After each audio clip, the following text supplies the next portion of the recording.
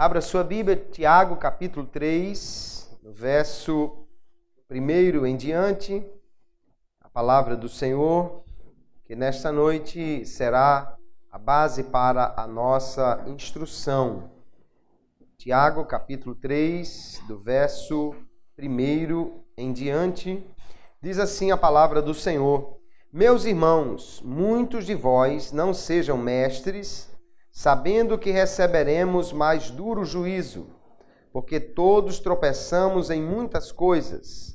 Se alguém não tropeça em palavra, o tal varão é perfeito e poderoso para também refrear todo o corpo. Ora, nós pomos freio nas bocas dos cavalos para que nos obedeçam e conseguimos dirigir todo o seu corpo. Vede também as naus que, sendo tão grandes e levadas de impetuosos ventos, se viram com um bem pequeno leme para onde quer a vontade daquele que as governa. Assim também a língua é um pequeno membro e gloria-se de grandes coisas. Vede quão grande bosque um pequeno fogo incendeia. A língua também é um fogo. Como mundo de iniquidade, a língua está posta entre os nossos membros e contamina todo o corpo e inflama o curso da natureza e é inflamada pelo inferno. Porque toda a natureza, tanto de bestas feras como de aves, tanto de répteis como de animais do mar, se amansa e foi domada pela natureza humana. Mas nenhum homem pode domar a língua. É um mal que não se pode refrear. Está cheia de peçonha mortal. Com ela bendizemos a Deus e Pai, e com ela amaldiçoamos os homens, feitos à semelhança de Deus.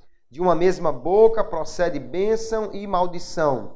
Meus irmãos, não convém que isto se faça assim. Porventura deita alguma fonte de um mesmo manancial, água doce e água amargosa?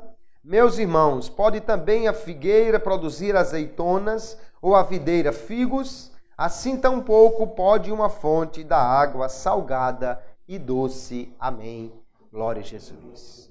Nós temos aqui, queridos, esta que é a epístola mais prática do Novo Testamento. A epístola universal de Tiago, às vezes chamada de Provérbios do Novo Testamento, por essa característica prática de um ensinamento de uma sabedoria para o dia a dia.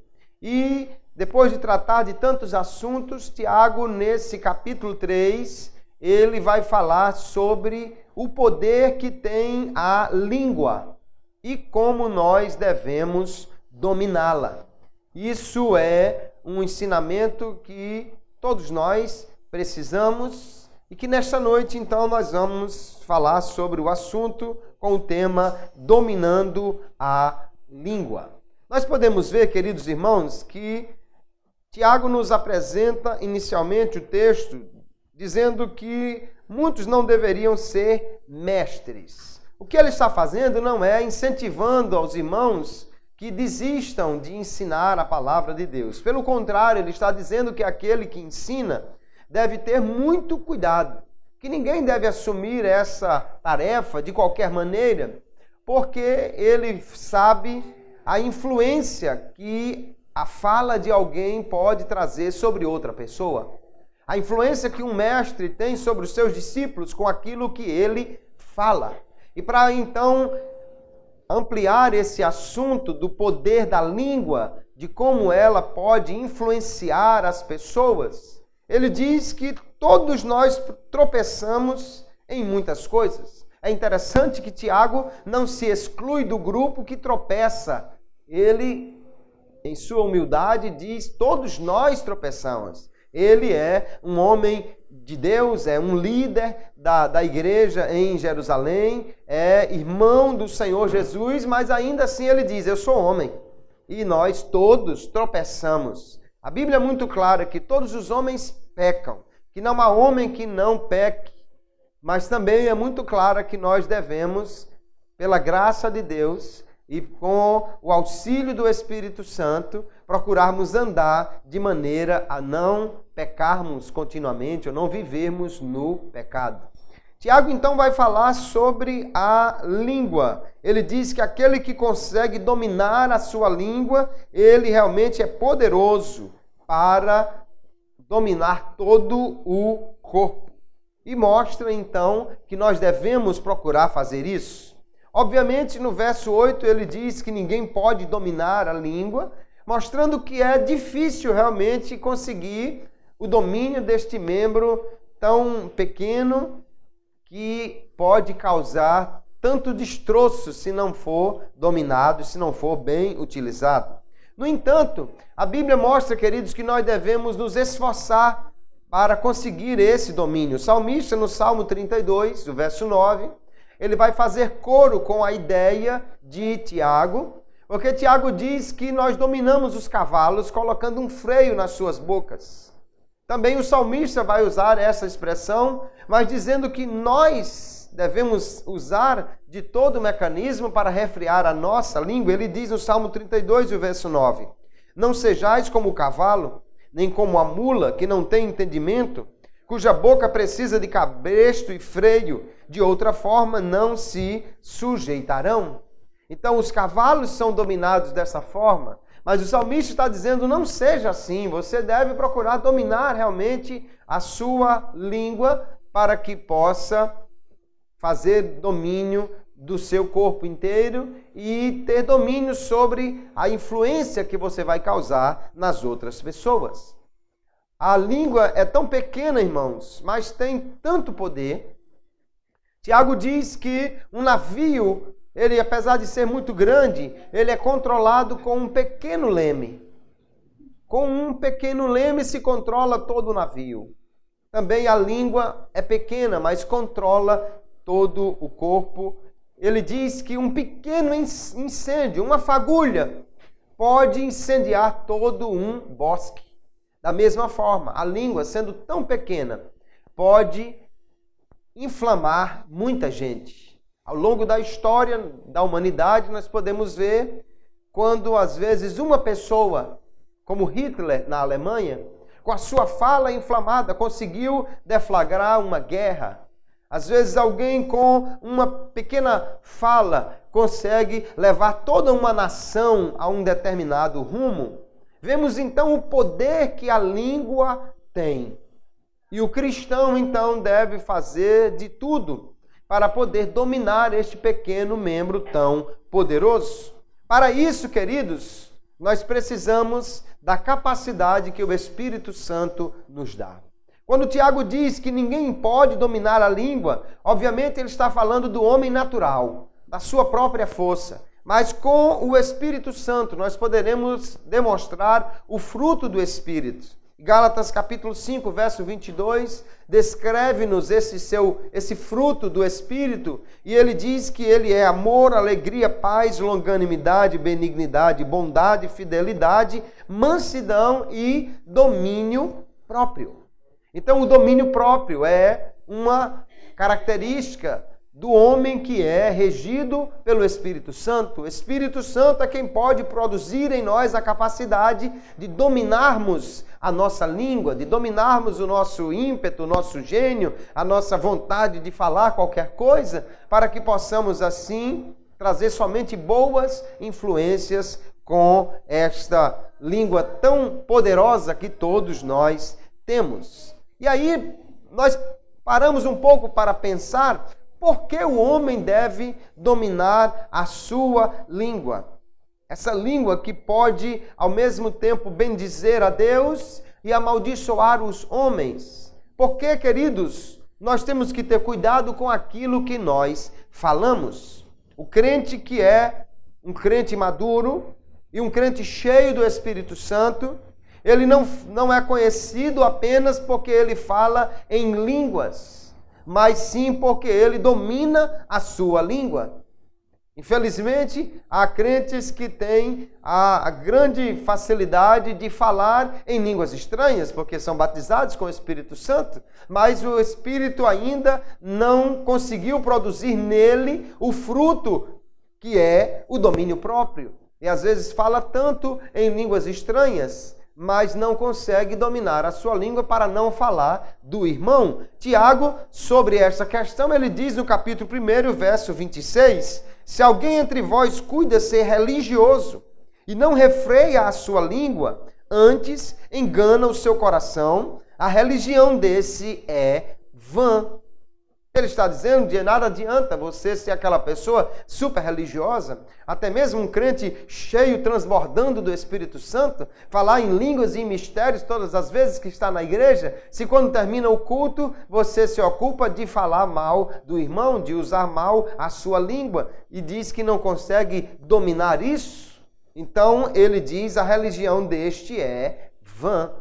O que mostra aqui a palavra de Deus, queridos, é que o propósito do Espírito em nós não é apenas produzir um momento de êxtase na igreja, mas produzir um controle sobre a nossa vida, de forma que toda ela esteja sob o domínio do Espírito Santo para fazer aquilo que agrada a Deus. Então, o cristão deve ter muito cuidado com as palavras que saem da sua boca, com aquilo que nós falamos. Por que nós devemos ter tanto cuidado, queridos? Porque Jesus foi muito claro quando ele disse, queridos, que aquilo que sai pela nossa boca vem do coração e, portanto, revela o que está no nosso interior.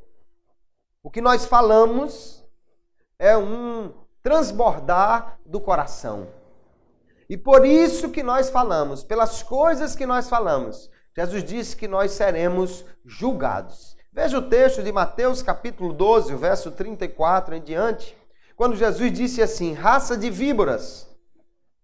E a víbora tem uma língua complicada, né? Mas vamos seguir adiante. Como podeis vós dizer boas coisas sendo maus?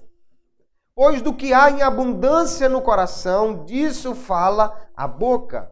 O homem bom tira boas coisas do seu bom tesouro, e o homem mau, do mau tesouro, tira coisas más. Mas eu vos digo que de toda palavra ociosa que os homens disserem, hão de dar conta no dia do juízo, porque por tuas palavras serás justificado, e por tuas palavras serás condenado. Veja que Jesus falou aqui algumas coisas muito importantes. A primeira, ele disse que a boca fala do que o coração está cheio. Então é como se o coração transbordasse pela boca, né? Ele está cheio e aí o que sai da boca do homem é aquilo que enche o seu coração. Se ele só murmura, se ele só reclama, então o coração está cheio dessas coisas. Se ele louva, se ele agradece, então é porque o coração está cheio de gratidão ao Senhor. E Jesus disse que nós podemos então conhecer aquilo que está no coração do homem pelo que ele fala. E também disse que por aquilo que nós falamos, nós seremos julgados diante de Deus. Seremos condenados ou seremos justificados por aquilo que nós falamos.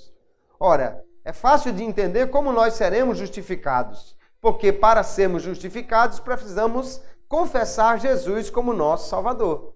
Então, por nossas palavras, quando dizemos sim, eu aceito Jesus como meu Salvador, nós seremos justificados. Mas por cada palavra ociosa, por cada palavra que fira alguém, nós também seremos julgados. E seremos então, ou poderemos ser, condenados por isso.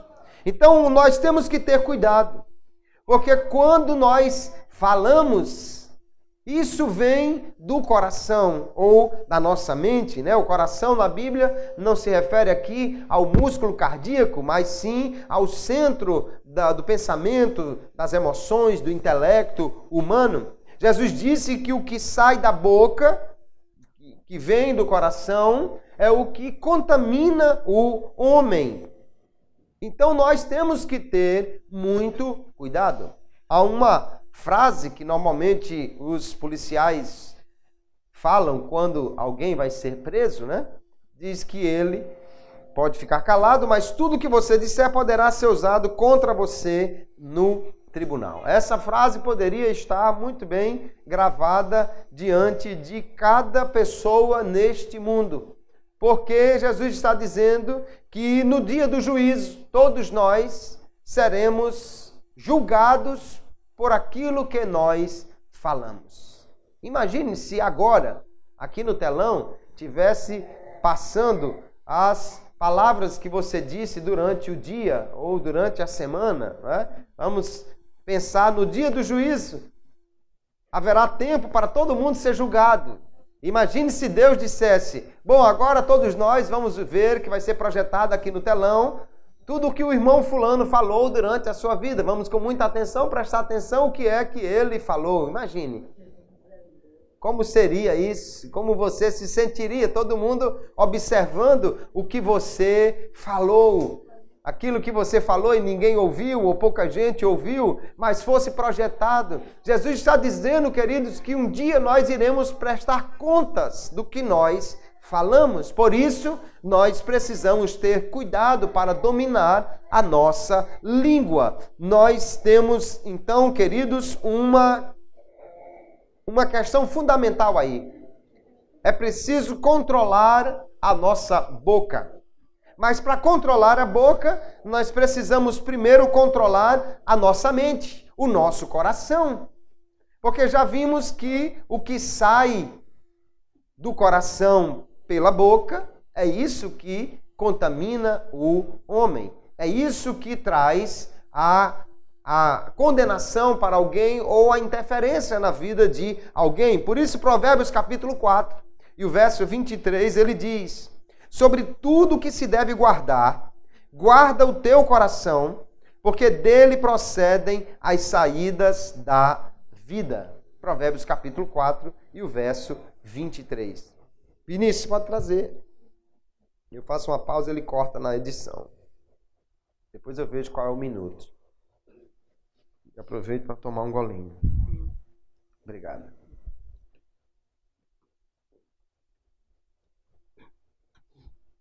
Então, aquilo que o escritor de Provérbios está falando é que, acima de tudo, queridos, nós devemos guardar a nossa mente, guardar o nosso coração, porque é daí que procedem as saídas da vida. O que é que nós estamos pensando?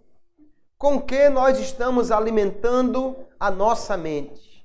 Porque isso será fundamental para determinar de que o nosso coração, a nossa mente estará cheia.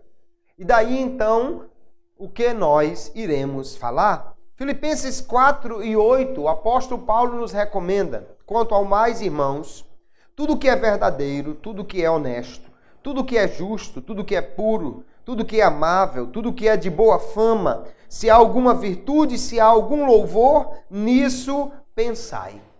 Ele diz que nós devemos então alimentar o nosso pensamento com as coisas boas, honestas, verdadeiras, justas, puras, amáveis. E fazendo assim, então, o nosso coração estará cheio dessas coisas e aquilo que sairá da nossa boca serão palavras justas, verdadeiras, puras, amáveis. Se alguém só vive falando da vida alheia, só vive falando do que passa na novela, na série, no filme, na televisão, se alguém só vive falando mal do governo ou do seu irmão, ou disso, daquilo, de que estará cheio o seu coração? Porque é do que está cheio o coração que fala a boca. Então, primeira coisa para podermos nós controlarmos o que vamos falar, temos que controlar o que nós estamos colocando na nossa mente. Se você passa o dia todo assistindo qualquer porcaria na televisão, ou se você passa o dia todo vendo qualquer futilidade na internet, o seu coração estará cheio disso. Mas se você tira um tempo no dia para ouvir hinos, para ler a palavra, para orar, para conversar com cristãos maduros, sadios, o seu coração se encherá destas coisas.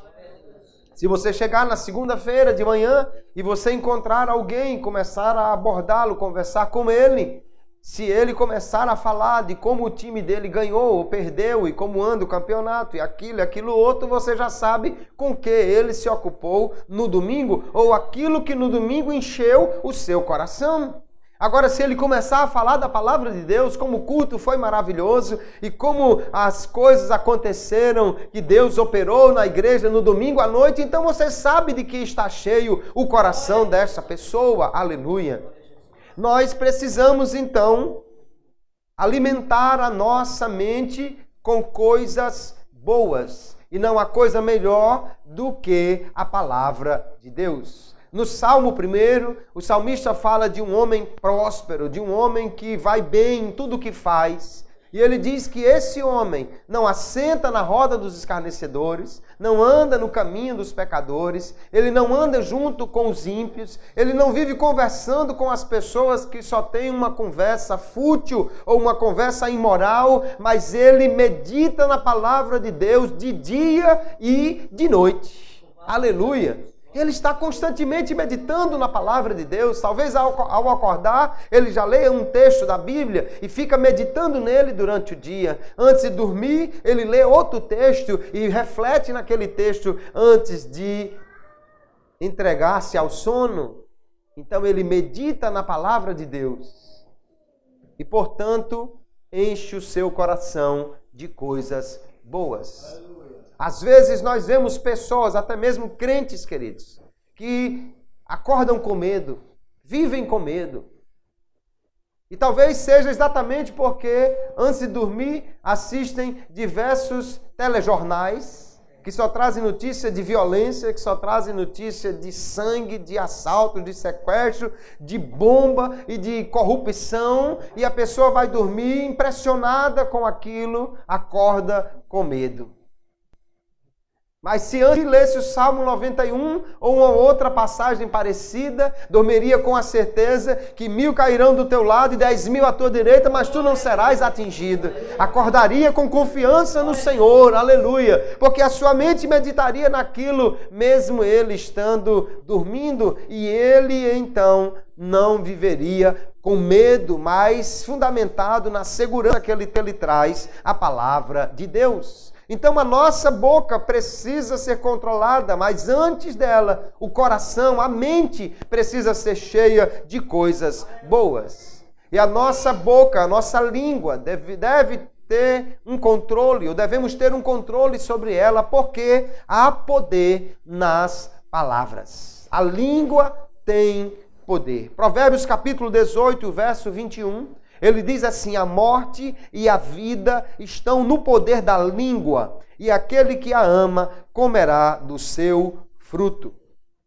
Quando ele diz que a língua tem o poder de vida e de morte, não quer dizer que nós podemos dizer assim, morra e alguém morre, viva e alguém viva. Não é isso que ele está dizendo, nós não temos esse poder. Mas o que ele está falando é da forte impressão que as palavras podem causar em alguém. Com as nossas palavras, nós podemos estimular a vida de alguém. E essa pessoa terá vida. Ela vai se sentir animada, vai querer estudar, vai querer trabalhar, vai ser um empreendedor, vai ter confiança em si mesmo, vai ser uma pessoa que consegue fazer alguma coisa na vida porque alguém está dizendo, você consegue, você é capaz, está dando-lhe uma palavra de ânimo. Mas aquela pessoa que durante toda a sua vida tem alguém dizendo você não é nada, você não pode, você não é ninguém, você não tem capacidade alguma, poderá se sentir tão desencorajada a ponto de não ter realmente iniciativa para fazer coisa alguma. Então nós precisamos ter cuidado. E um cuidado especial que eu quero destacar aqui é para os pais, acerca daquilo que nós dizemos com os nossos filhos. Porque os nossos filhos, desde pequenos, são estimulados pelas nossas palavras. E nós podemos dizer a eles palavras que os encorajem, ou podemos dizer a eles palavras que os destruam, que eliminem a sua confiança própria. Infelizmente eu vejo pessoas, pais, até mesmo crentes, dizendo dos seus filhos, esse menino não tem jeito. Essa menina não muda nunca. Nunca é muito tempo, irmãos. Este não serve para nada. Nada é muita coisa. E com estas palavras, há uma forte influência cravada na alma desta pessoa. E por essas palavras, alguém está destruindo a sua própria prole, quando deveria estar dando uma palavra de incentivo.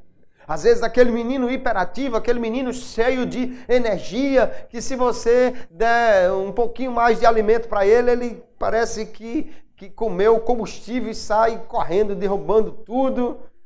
Em vez de dizer, esse menino é danado, esse menino é um capeta, esse menino é... Não, vamos dizer, esse menino é muito ativo, esse menino é cheio de energia, vai ser uma bênção esse menino. Porque ele vai crescer, vai aprender a controlar esta energia.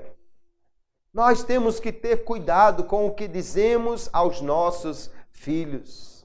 Eu acho interessante, quero tomar um exemplo da natureza, porque durante um tempo da minha vida eu morei em um sítio e a minha mãe criava muitas galinhas. E às vezes aparecia uma galinha maluca que bicava e destruía os seus próprios ovos. Certamente você já ouviu falar de coisas assim. A galinha ia lá e bicava e bebia o conteúdo do ovo e, portanto, estava destruindo o seu próprio filho. E como se fazia para evitar que essa galinha maluca continuasse com esse procedimento? Normalmente se pegava uma brasa, né? Ou um objeto bem quente, aquela faca aquecida no fogo, e queimava o bico da galinha. Era a receita, e eu acho que se alguém já ouviu falar disso, ou já morou no sítio e viu alguém fazer, ou os mais antigos relataram, certamente sabe que era assim que se fazia, talvez ainda hoje se faça quando há esse tipo de galinha destruidora de sua própria prole. Que não seja necessário que o anjo de Deus queime o bico de ninguém para não destruir a sua própria prole. Mas que possamos aprender, queridos, com a palavra de Deus. Há poder de morte na língua. E quando dizemos para alguém, você não serve, você não presta, você não vai ser nada na vida, esse menino não vai dar para nada, esse menino só vai ser coisa ruim, essa menina nunca vai se endireitar na vida, nós estamos semeando essa palavra de morte. Mas podemos semear uma palavra de vida, dizendo, você vai ser uma bênção, você é um garotinho de Deus, você é uma menina de Deus, você vai conseguir superar isso, meu filho. Aleluia! Nós podemos semear boas palavras para os nossos filhos. Podemos também, queridos, semear vida para nós mesmos, ou semear morte para a nossa própria alma.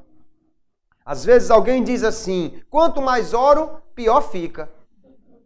Outro diz assim, vou acabar enlouquecendo, e vai mesmo. Outro diz assim, se continuar assim, vou adoecer. Pode começar a fazer o convênio com a farmácia, que vai precisar de remédio. Por quê? Porque você está declarando para você mesmo coisas ruins. Não, quanto mais você ora, não fica pior, não. Quando você ora, o inimigo ataca. Por isso parece que piora. Mas quanto mais você ora, mais você se aproxima de Deus, mais você se quebranta e Deus vai lhe dar a vitória. Agora, às vezes o sujeito está cheio de si próprio, orgulhoso, e faz uma oração parecida com a daquele fariseu que conta muito mais quem ele é do que pede a Deus por misericórdia. Aí Deus vai ter que quebrá-lo um pouquinho, vai ter que ajustá-lo para poder dar vitória, porque senão, se você der vitória a quem não está pronto para recebê-la, você não está ajudando, está prejudicando essa pessoa. Mas quanto mais oramos, melhor fica. E você não vai acabar enlouquecendo de forma nenhuma, porque você é guardado por Deus. Aleluia. Agora, alimente a sua mente com a palavra de Deus e você vai viver por fé e não por medo. Se continuar assim, vai adoecer? Não. Se continuar assim, você vai ter vitória. Precisa crer. Sabe, o que nós temos que ter cuidado com o que nós dizemos, queridos, porque Deus ouve as nossas orações. E às vezes nós nos precipitamos naquilo que nós falamos, inclusive para Deus. Há uma história espetacular na Bíblia que é a história de Israel no deserto. Em Números capítulo 14, os filhos de Israel, quando eles chegaram em Cades Barneia, mandaram um grupo de homens para ver a terra, e eles voltaram de lá, e infelizmente, dos 12, 10 trouxeram um relatório negativo e disseram: não temos condição de vencer, as cidades são muradas, os homens são gigantes, nós não vamos ganhar. 2 apenas enxergaram a coisa correta: o nosso Deus é maior do que os muros deles e é maior do que os gigantes deles. Aleluia! Eles viram da perspectiva correta, mas o povo, infelizmente, preferiu acreditar no relatório negativo do que no relatório positivo. E então eles disseram a Moisés, capítulo 14 de Números: e todos os filhos de Israel murmuraram contra Moisés e contra Arão. E toda a congregação lhe disse, olha o que eles disseram: ah, se morrêramos na terra do Egito, ou ah, se morrêramos neste deserto. Eles estavam dizendo, era melhor morrer no Egito do que vocês trazerem a gente para morrer na terra de Canaã. Era melhor morrer no deserto do que ser morto pelo povo desta terra, porque eles não acreditavam que Deus pudesse lhes dar vitória. E aí você continua lendo o capítulo lá no verso 28. Deus diz assim: dize-lhes, assim como eu vivo, diz o Senhor, que como falastes aos meus ouvidos, assim farei a vós outros. Eles não disseram, era melhor morrer no deserto? Deus disse, neste deserto cairá o vosso cadáver, como também todos os que de vós foram contados segundo toda a vossa conta, de 20 anos para cima, os que dentre vós contra mim murmurastes. Veja como isto é sério. Deus diz assim, vocês estão dizendo que era melhor morrer no deserto? Pois vocês todos vão morrer no deserto. Nós temos que ter cuidado, queridos, com o que nós falamos. Deus ouve. E há pessoas, infelizmente, que se precipitam. Deus, eu quero, nem que seja a última coisa. Senhor, eu não aguento mais, eu caso com o primeiro que aparecer na minha frente. Não faça isso. Deus, eu quero uma vitória, tanto faz vir do céu como do inferno. Acredita que eu já ouvi alguém dizer isso? Nós temos que ter cuidado com o que nós dizemos, porque Deus ouve as nossas orações e temos que ter cuidado para não nos precipitarmos nem trazermos palavras de condenação para nós mesmos. Declare a bênção de Deus sobre a sua vida. Declare vitória para você, aleluia. Confiando na palavra de Deus, com fé no Senhor que Ele dá vitória. Eu acho impressionante, eu gosto muito da história da mulher hemorrágica, porque ela era uma mulher doente há 12 anos. Se ela tinha muito dinheiro ou pouco, eu não sei, mas a Bíblia diz que ela gastou tudo. E ela agora estava com uma condição tal que não podia nem se aproximar das pessoas. Imagine uma pessoa doente, lisa e sem um amigo com um ombro para chorar. A maioria das pessoas já ia procurar uma ponte para saltar ou uma corda para se enforcar. Mas não, essa mulher ouviu falar de Jesus e disse, se eu tocar nas suas vestes, eu ficarei sarada. Aleluia! Ela não disse eu vou acabar morrendo, ela não disse eu vou ficar doida, ela não disse eu vou me suicidar, não, ela disse eu vou tocar nele e eu serei curada. Aleluia! Isso é fé, isso é uma declaração de fé, de alguém que traz uma palavra positiva para si mesmo. E nós temos que ter cuidado com a nossa língua, com aquilo que nós falamos. Uma das coisas que Tiago recomenda para nós não nos precipitarmos com a nossa língua, é que nós devemos falar pouco. Quem fala muito, queridos, diz o texto de Provérbios que ele tem perturbações. Olha, Provérbios 13, verso 3. O que guarda a sua boca, conserva a sua alma, mas o que muito abre os lábios tem perturbação. Porque quem fala muito acaba falando o que não gostaria. Quem fala demais acaba falando uma coisa que depois ele se arrepende. Quem fala muito sempre deixa escapar uma palavra que ele preferia não ter falado. Mas há uma coisa que se diz, é que uma flecha atirada, uma palavra falada ou uma oportunidade perdida nunca volta atrás. Depois de falado, não, desculpe, irmão, foi brincadeira, não foi sem querer, mas a flecha já pegou, já feriu, já machucou. Não há mais o que fazer. Deus nos deu, queridos, 2 ouvidos e só uma boca. É uma dica de Deus aí. Está entendendo? 2 ouvidos e só uma boca. O que Deus está dizendo? Fale menos, ouça mais. Fale 10 palavras e ouça 20, para poder manter a proporcionalidade, né? Tem gente que fala demais. Se fosse manter a proporção, tinha que passar pelo menos uma semana só ouvindo, sem falar nada, né?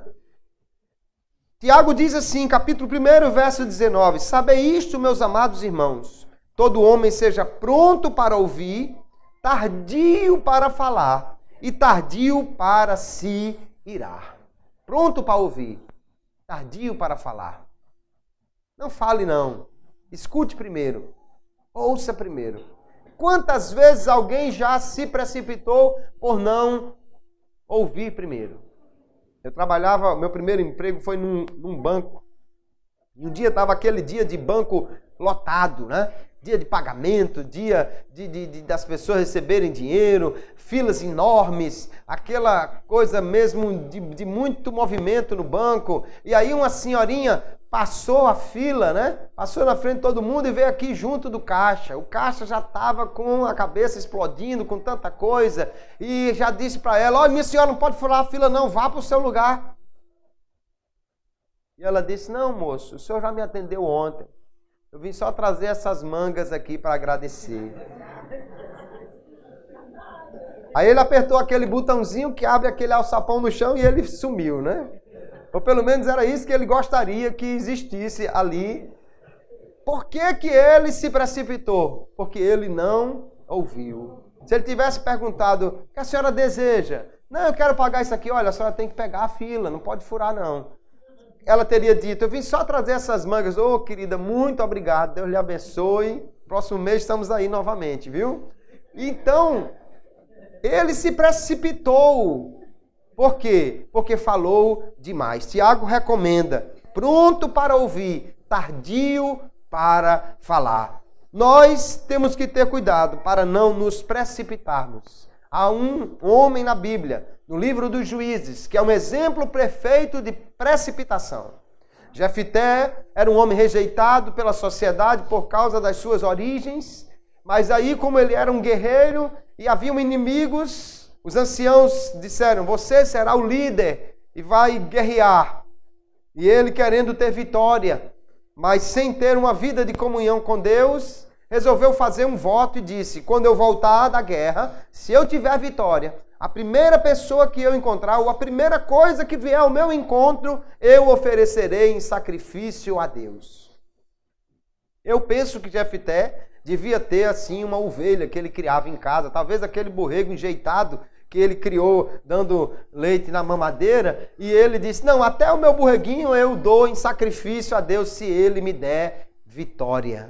Mas quando ele voltou, Deus lhe deu vitória. Mas a pessoa que veio ao seu encontro, aquilo que veio ao seu encontro, não foi o borreguinho enjeitado ou uma outra coisa, mas a sua única filha. E agora? E agora?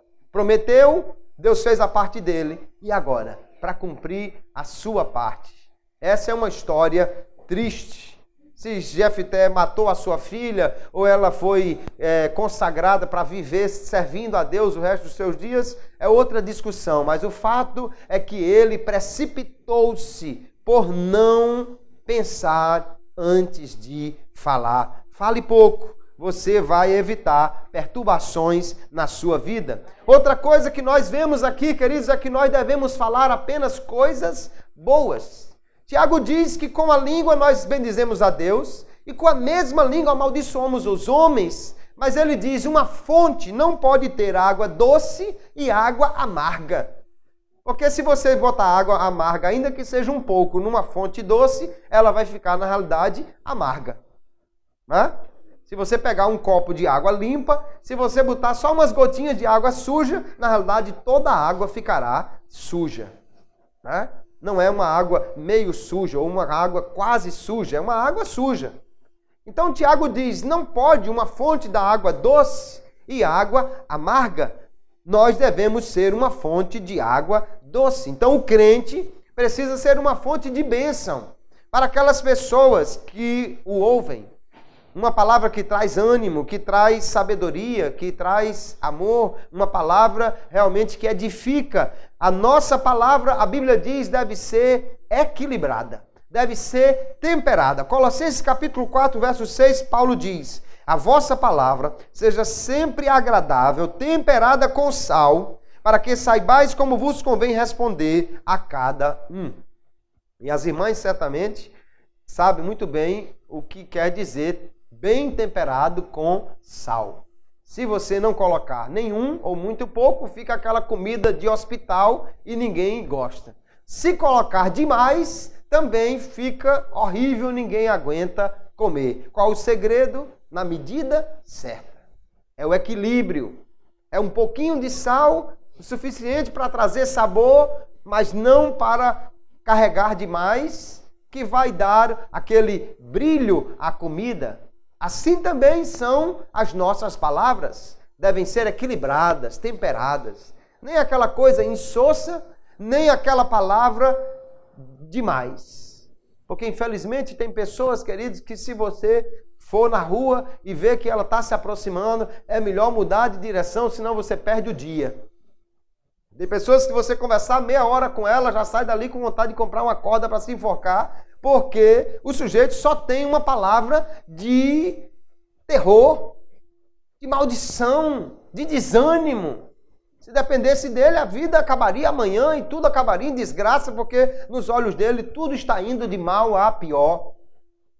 O crente deve ter uma palavra equilibrada e uma palavra que edifique as pessoas que o ouvem. Efésios capítulo 4, o apóstolo Paulo diz a partir do verso 29, não saia da vossa boca nenhuma palavra torpe, mas só a que for boa para a necessária edificação, a fim de que ministre graça aos que a ouvem. Então, que a palavra que nós ouvimos, ou aqui que falamos, edifique aquele que ouve. Traga graça. Ele saia dali animado, ele saia dali edificado, ele saia dali com algo melhor para a sua vida. Nós temos que então procurar falar coisas boas. Nós devemos ser uma fonte, diz Tiago, de água doce, que agrade aquele que vai beber dela. Algumas coisas a Bíblia nos recomenda que nós devemos evitar nas nossas falas. Uma delas, a Bíblia diz que nós devemos evitar a mentira. Mentir certamente é algo muito ruim, porque Jesus disse que o pai da mentira é o diabo. E é algo próprio dele. A Bíblia recomenda veementemente que nós devemos abandonar a mentira. Aos Colossenses capítulo 3, Paulo escreve, mas agora despojai-vos também de tudo isto, da ira, da cólera, da malícia, da maledicência, das palavras torpes da vossa boca. E ele continua dizendo, não mintais uns aos outros, pois que já vos despistes do homem velho com os seus feitos, e vos vestistes do novo que se renova para o pleno conhecimento, segundo a imagem daquele que o criou. Então nós vemos, queridos, que mentira é coisa do homem velho. O homem novo deve andar em verdade. Aleluia. Deve andar em um novo procedimento. Evitar também a contenda, a difamação, a fofoca. Levíticos capítulo 19, ele diz, não andarás como mexeriqueiro entre o teu povo. Não te porás contra o sangue do teu próximo. Eu sou o Senhor. Está óbvio que Deus não quer que ninguém seja fofoqueiro, que ande com mexerico, que ande trazendo contenda. Nós vemos, queridos, outras coisas que a Bíblia nos recomenda, deixar de lado a gritaria, a malícia, o engano, a cólera, a blasfêmia. Diz aqui o texto de Efésios capítulo 4, verso 32, deve ser eliminada do meio dos crentes. Não convém a cristãos esse tipo de coisa. Quando nós nos convertemos, irmãos, a nossa mente deve ser transformada pela palavra de Deus. E a mente transformada vai trazer, então, palavras transformadas. Se alguém diz que aceitou a Jesus e ainda continua falando do mesmo jeito, falando mal de todo mundo, né? Ou pelo menos de 3 pessoas, de Deus do mundo e do homem do cuscuz. Fala só dessas 3 pessoas, né? E aí, então, essa pessoa, será que teve uma vida transformada realmente? Será que teve o seu coração transformado se ocupa apenas de falar mal de todo mundo? Nós vamos ver, queridos, que nem por brincadeira nós devemos lançar palavras à toa. Palavras de destruição, de condenação. Provérbios capítulo 26, ele diz assim: como o louco que lança de si faíscas, flechas e mortandades. Assim é o homem que engana o seu próximo e diz: fiz isso por brincadeira. Não, foi só uma brincadeirinha, viu, gordinho? Não quis nada com você, não. Não, feinho, foi só uma brincadeirinha. Mas a palavra já foi lançada, já feriu, já machucou, já trouxe uma separação, uma contenda. A palavra dita mesmo na brincadeira pode causar um dano. E nós precisamos ter, então, cuidado. Se vamos dizer uma brincadeira, vamos dizer uma brincadeira que edifique. Vamos dizer uma brincadeira que exalte. Vamos dizer uma brincadeira que valorize. E não aquela brincadeira que desvalorize alguém, que destrua alguém. Nós vamos ter cuidado com a nossa língua, queridos, porque ela pode causar muitos danos, como Tiago diz, pode incendiar um bosque. E depois do incêndio formado, dá muito trabalho para tentar corrigir isso. Nós devemos evitar falas como a murmuração. A murmuração, queridos, mostra incredulidade e ela desonra a Deus. Jesus disse: não murmureis entre vós. Murmurar é ficar se queixando de tudo que acontece. Ah, porque não recebi meu pagamento, estou indo no banco receber aquela mixaria. Fica murmurando, porque isso, aquilo, e fica cheio de azedume por causa da vida. Você não controla as coisas que lhe acontecem, mas você controla como você reage a elas. E você pode reagi-la louvando a Deus. Deus, obrigado. É pouco, mas eu sei que o Senhor vai abençoar e vai dar. E se você é fiel no pouco, a Bíblia diz que Deus lhe colocará sobre o muito. Em vez de murmurar, nós devemos agradecer a Deus, dar ao Senhor ações de graças. A Bíblia manda, queridos, devemos ser agradecidos em tudo, que nós devemos dar graças a Deus em tudo dai graças, porque esta é a vontade de Deus em Cristo Jesus para convosco. Observe que o texto não diz, por tudo dai graças, como se a gente tivesse que dizer, Deus, obrigado porque eu fui assaltado, obrigado, Senhor, porque eu caí e quebrei o pé. Não, não é isso. O que ele está querendo dizer é em tudo. Deus, obrigado, porque mesmo tendo sido assaltado, mas eu sei que o Senhor me livrou do ladrão tirar a minha vida. Obrigado, Senhor, porque eu caí e quebrei o pé, mas podia ter quebrado o pescoço. Obrigado, Deus, porque o Senhor cuida de mim. E mesmo com esse pé quebrado, eu sei que não vai faltar o alimento à minha mesa. E assim nós vamos dando graças a Deus em tudo. Em tudo podemos ver que Deus está cuidando de nós. Quando murmuramos, estamos dizendo que Deus não está sendo bom o suficiente e que a vida está uma desgraça. Nós temos que ter cuidado com isso. Israel muitas vezes murmurou no deserto e Deus, obviamente, não se agradou disto. Nós devemos ter o cuidado também, queridos, para não julgar os outros. Tiago vai nos dizer, irmãos, não faleis mal uns dos outros. Quem fala mal de um irmão e julga seu irmão, fala mal da lei e julga a lei. E se tu julgas a lei, já não és observador da lei, mas juiz. Jesus disse, olha, antes de tirar o argueiro do olho do teu irmão, tira a trave do teu olho. Porque às vezes estamos vendo um defeito no outro e não conseguimos ver um defeito muito maior em nós mesmos. Quando julgamos os outros, muitas vezes, ou na maioria delas, nos consideramos superiores. Ah, esse irmão não faz isso. Esse irmão quer cantar melhor do que eu, mas eu tenho muito mais tempo de crente do que ele. Ah, esse irmão quer ser mais espiritual do que eu, mas não vem um dia no matutino, eu não perco um dia. Esse irmão, e nós julgamos as pessoas. Mas Tiago diz que nós não devemos julgar. Não devemos julgar o servo alheio, porque ele é de Deus. Se ele é servo de Deus, então deixe que Deus julgue. Aleluia. Se Deus julgá-lo bem ou mal, aí é ele e Deus. E você deixe quieto. Deixe Deus fazer o que ele quiser com o seu servo. Há duas palavras do Novo Testamento, queridos, que chamam a nossa atenção. Duas palavras que são tanto utilizadas para falar ou descrever pessoas, como também são usadas para descrever atitudes que nós temos. A primeira dessas palavras é a palavra diabolos, que no grego significa acusador. E é a palavra utilizada para falar de Satanás, que é o diabo.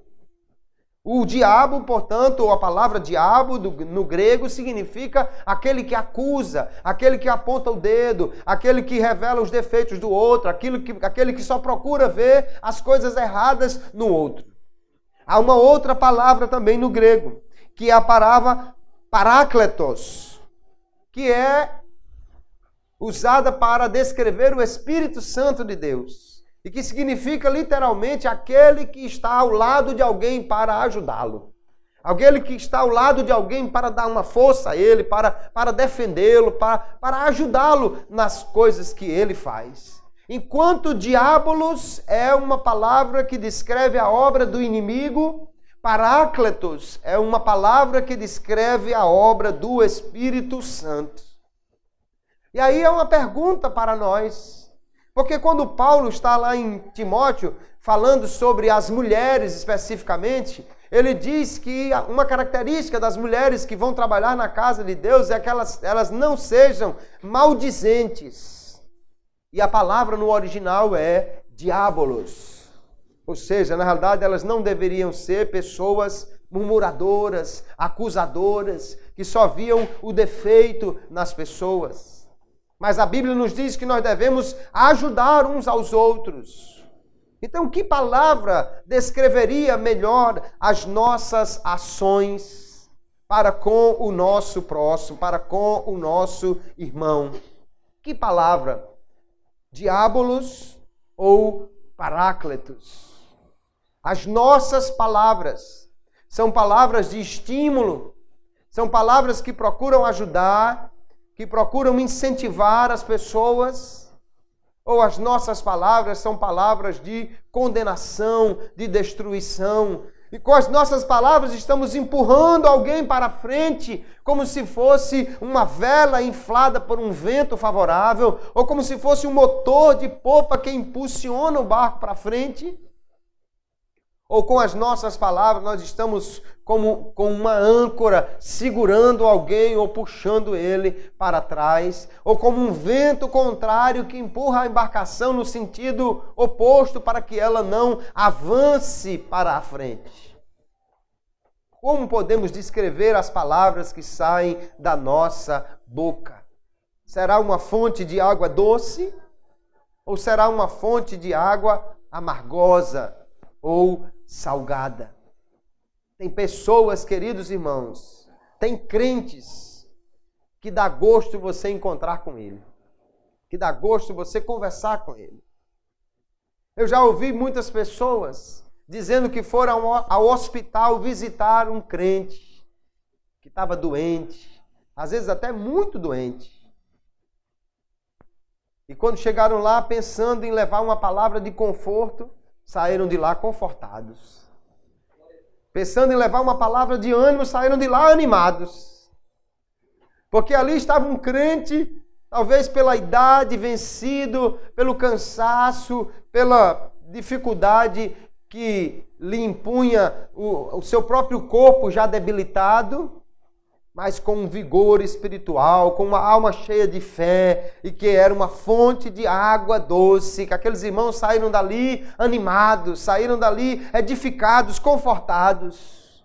Mas tem crentes, como já dissemos, que é melhor você mudar de calçada para não encontrar com ele. É melhor você desligar o celular para não atendê-lo. É melhor você sair do grupo que ele está no WhatsApp para não ouvir o que ele publica, porque ele só tem palavras de condenação ou palavras de desânimo. Mas nós não podemos ser essa fonte de água amargosa, queridos. Temos que vigiar a nossa língua para termos uma palavra de edificação para aquelas pessoas que nos ouvem. Há uma dificuldade para dominar a língua. Tiago diz, de fato, é difícil. O cavalo você bota um freio. Mas o homem, como vai dominar a sua língua? Seria esquisito você andar com um arreio por aí, né? Não dá. Mas como vai dominar a sua língua? É o Espírito de Deus quem nos capacita para isso. E se precisamos, podemos, como salmista, pedir ao Senhor: põe guarda, Senhor, a minha boca, vigia a porta dos meus lábios. Talvez precisemos fazer esta oração, e até mesmo, quem sabe, todos os dias, para que o Senhor guarde os nossos lábios. Mas como já vimos, se queremos ter lábios que professam uma palavra doce, precisamos alimentar a nossa mente com coisas doces. O que é que você está colocando na sua alma? Com que você está alimentando o seu coração? Há uma coisa que os irmãos certamente conhecem, que é muito bom, bem geladinho, que é o famoso caldo de cana. Aquilo com pão doce é uma maravilha, né? Você passa lá na moenda e extrai aquele sumo. Mas se você estiver produzindo 1 litro de caldo de cana e no meio daquelas canas que você estiver moendo, tiver uma cana estragada, o caldo vai ficar com um gosto ruim. O caldo todo vai ficar ruim por conta de uma cana que estiver com aquela vermelhidão, ou que estiver podre, ou que estiver com alguma coisa estragada. Não há como você salvar o caldo de cana depois que a cana estragada já foi moída. Então, o segredo para ter o caldo de cana bom é: não coloque na máquina uma cana estragada. Para você ter também palavras boas, não coloque na sua máquina uma cana estragada. Não alimente a sua alma com coisas ruins. Não se deixe vencer por pensamentos contrários, negativos, de desânimo. Alguém já disse que um pensamento ruim é como um passarinho. Você não pode evitar que ele voe sobre a sua cabeça, mas você pode evitar que ele faça um ninho nela. Todos nós podemos ser assaltados por momentos de desânimo, por pensamentos de uma coisa negativa. Mas você pode impedir que isso crie raiz na sua alma. Pode impedir que esse passarinho faça um ninho na sua cabeça. Como? Alimente-se com a palavra de Deus. Aleluia. Está com a impressão ruim na alma, vá ler a Bíblia Sagrada, cante hinos de louvor ao Senhor, vá ouvir uma palavra de ânimo nos pregadores que estão disponíveis aí, até mesmo na internet, vá conversar com um irmão maduro que tem uma palavra de ânimo para você, mas não alimente a sua alma com coisas negativas. E você então vai poder ter o coração cheio de coisas boas e falar somente palavras que edificam. As palavras, irmãos, podem trazer sérios problemas aos relacionamentos. Há amizades que foram desfeitas por causa de uma palavra. Há crentes que se desviaram da igreja e nunca mais voltaram por causa de uma palavra. Há relacionamento entre irmãos que não é mais o mesmo por causa de uma palavra. Há amigos, colegas de trabalho que perderam a amizade, há casamentos, há relacionamento entre pais e filhos que foram azedados por causa de palavras mal colocadas. Mas nesta noite nós vimos que a palavra de Deus nos recomenda que nós devemos dominar a nossa língua. Ter muito cuidado com aquilo que nós falamos. Um dia nós iremos prestar contas diante de Deus, de tudo o que dissemos. E como será bom se o Senhor disser, olha, tá vendo aqui essa multidão? Foram as pessoas que você incentivou, as pessoas que você ajudou com as suas palavras. Essas pessoas aqui foram edificadas por você. Essas pessoas aqui, olha, todas elas aprenderam com você, permaneceram firmes por causa da palavra que você disse. Isso será maravilhoso, amados irmãos. O que não queremos de forma nenhuma é que Deus diga assim, tá vendo aquelas pessoas ali no inferno? Aquele grupo todinho foi para lá por causa do que você disse.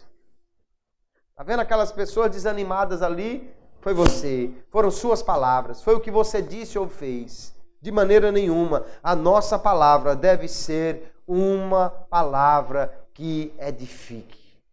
Nós vemos que é difícil controlar a língua. Tiago não esconde essa realidade. Mas nós temos a necessidade e a obrigação de consagrarmos a Deus a nossa língua. E fazemos isso primeiro consagrando ao Senhor a nossa mente. E tendo cuidado, pense antes de falar. Pense se é necessário dizer isso. A Bíblia diz que até o tolo é tido por sábio quando ele fica calado. Não sabe o que dizer? Ou não tem uma palavra boa, uma palavra que edifique? Fique calado. Seu silêncio vai ser muito eloquente. Seu silêncio vai dar a impressão que você é sábio. Olha, ele está só refletindo, meditando. Não, às vezes é porque não sabe nem o que dizer. Mas as pessoas o terão por sábio. Agora, quando ele abrir a boca, aí vão descobrir que a sabedoria não passou por ali. Então é melhor falar menos. Falar pouco. Não conversar demais. Nem conversar com todo mundo. E nem dizer uma palavra qualquer. Tem gente que diz assim, não, é porque eu sou positivo. Não, se só diz palavra negativa, então você é negativo. Eu sou positivo, eu digo na cara, eu não guardo nada, eu falo. Você não é positivo, meu irmão. Você é um desanimado contagiador. Você precisa ter cuidado com o que você fala. Se você é positivo, então traga uma palavra positiva para todas as pessoas que lhe cercam. Aleluia. Que as pessoas tenham prazer de andar com você, de ouvir o que você tem a dizer. Quando alguém estiver desanimado, que bata na sua porta. Eu vim aqui para a senhora conversar comigo. Eu vim aqui para você me dizer uma palavra. Eu vim aqui para falar um pouquinho com você, porque com você eu sei que estou bebendo de uma fonte de água doce. Que seja essa, queridos, a impressão que nós causemos. Que a nossa língua seja consagrada a Deus e seja uma fonte de bênção para as pessoas que nos ouvem. Que nós possamos trazer apenas palavras boas. Se não é uma palavra de edificação, então não vale a pena. Guarde para você mesmo, porque do contrário você estará trazendo uma água amargosa para alguém. Que Deus nos guarde disso, que nos ajude, possamos ser crentes fiéis, crentes verdadeiros, crentes cheios do Espírito Santo, que não somente falam em línguas estranhas, mas que principalmente têm uma língua boa e uma palavra de edificação para aqueles que nos ouvem. Amém, queridos? Glória a Jesus.